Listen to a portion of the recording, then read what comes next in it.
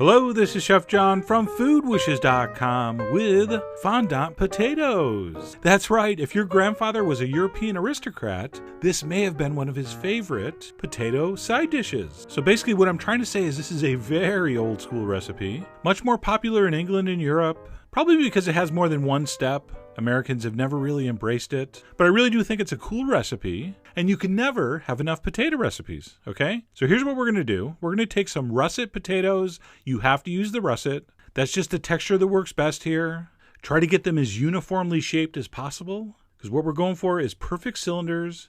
All right, we're going to cut off both ends, because the next step after we cut the ends off is to turn it up on its side and slice down with your knife, peeling it and giving it some cool edges. All right, so you could just peel this, but this is the traditional method.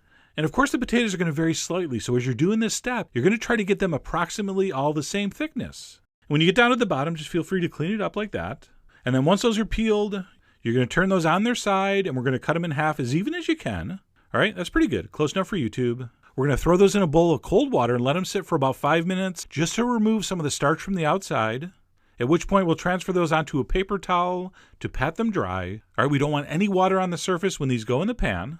And once our potatoes are completely dry, we're going to go over to a heavy bottom skillet. I'm using a cast iron one. I'm going to set that over high heat. I'm going to put in a couple tablespoons of grapeseed oil or some other high smoke point oil. Canola would work. I think you'd be okay with any vegetable oil. When the oil is very hot and shimmering, we're going to add our potatoes. You want to put your best looking side down. It doesn't really matter, but if one side's a little flatter and better looking than another, put that side down first. At that point, you can lower your heat to medium-high, and we're just going to let those sit in there for about 5 or 6 minutes until they brown very nicely. While you're waiting, you can generously salt and pepper those. And I don't know exactly how long my first side took to brown. I don't time this kind of stuff. I just go by eye. And we're not talking barely golden. We're talking fairly well browned. All right, so be patient. So that wasn't ready yet. So I let them go another couple minutes, and that's more like it. So when they look like that, you can go ahead and flip those over. And at that point, that vegetable oil has served its purpose. I'm going to take a paper towel and absorb that oil because we're going to replace it with butter. That's right, always an upgrade. So we're going to throw in a knob of butter with some thyme sprigs. And if you're not sure what a knob of butter is, you can just ask one of your British friends. They know. And again, we're still on medium-high heat.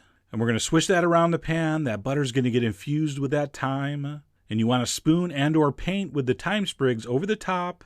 And what we're looking for here is that butter foam at the top to turn from white to a light tan color. It's going to take a couple minutes. All right, while we're waiting, let's go ahead and season this side with a generous amount of salt and pepper.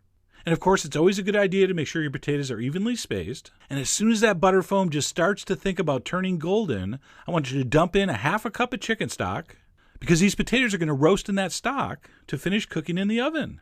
And by the way, all fondant potato means is potatoes that are roasted with stock. Or at least that's what they told me in culinary school. And why would they just make that up? So we're going to dump in the stock and immediately place that in a preheated 425 degree oven for about 30 minutes or until your fondant potatoes look like this. They're going to be very, very tender and creamy inside. And of course, the edges will be browned and crusty. The bottom gets nice and sticky from the stock, which imparts a little bit of extra richness into the potato. And of course, if yours aren't cooked yet and your stock's gone and you're worrying about the bottom burning, just add another splash and let it cook a little longer. All right, that's you cooking. I just get you close. You got to figure out the rest. And then to finish, of course, we're going to transfer this onto some kind of serving platter. If I was you, I would totally spoon over a little bit of that thyme butter.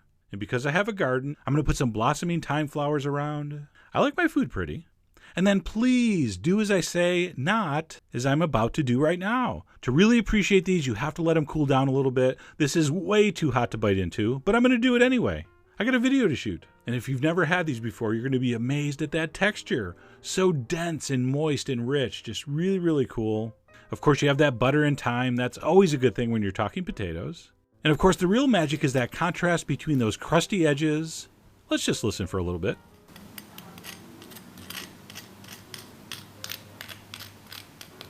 Oh yeah. So it's those crusty edges contrasted with that creamy, moist center. It really is a tremendous potato technique. And of course, I've always wished there wasn't a dish already called scalloped potatoes, because I would call this scallop potatoes, because it looks like a giant scallop. But because there is, we can't do it. It would be too confusing. Hey, I ordered the scallop potato, not the scallop potatoes. So obviously that wouldn't work. There'd be like a whole scene. So we call them fondant potatoes. It's a fine name, all right? So I really hope you give that a try. Head over to foodwishes.com for all the ingredient amounts and more info as usual. And as always, enjoy.